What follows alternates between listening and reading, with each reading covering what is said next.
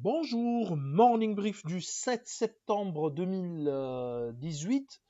Alors, la tendance baissière continue pour ce début de rentrée avec un Masi qui a touché son plus bas de l'année, une perte durant la journée de jeudi de 0,81%. Creusons ces pertes annuelles à moins 8,79%. Nous sommes au-dessous de la barre de 11 300 points à 11 299 points,89.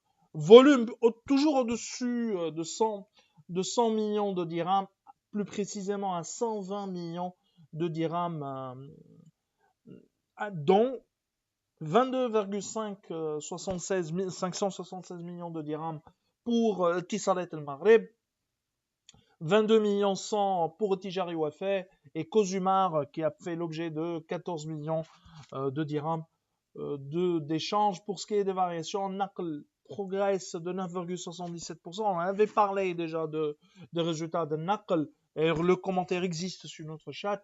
9,77% de hausse, une baisse inférieure inférieure aux attentes. On s'attendait à des résultats plus mauvais, mais attention, le dinar s'est effondré surtout, ou il a baissé surtout lors du deuxième semestre, lors de ce début de ce deuxième semestre.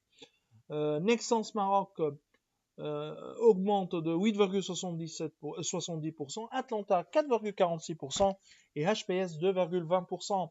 BMCI recule de 6,86%, Alliance 5,17%, Doha 5% et CIH 3,30%. Pour ce qui est des résultats, CIH publie un résultat en hausse de 136% à 289 millions de dirhams. C'était attendu parce que déjà le résultat net T1 était très important qui a doublé.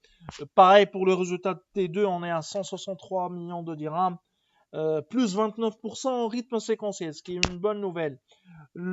Alors que le PNB consolidé progresse de 13,7%, le coût du risque a seulement 111 millions de dirhams.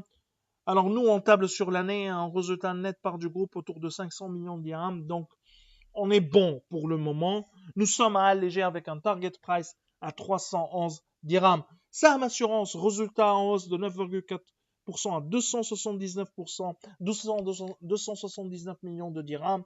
Résultat net pour l'ensemble de l'année prévu par Alphamena autour de 420 millions de dirhams. Chiffre d'affaires global en hausse de 11,2% et dans amélioration de 15% pour l'assurance vie.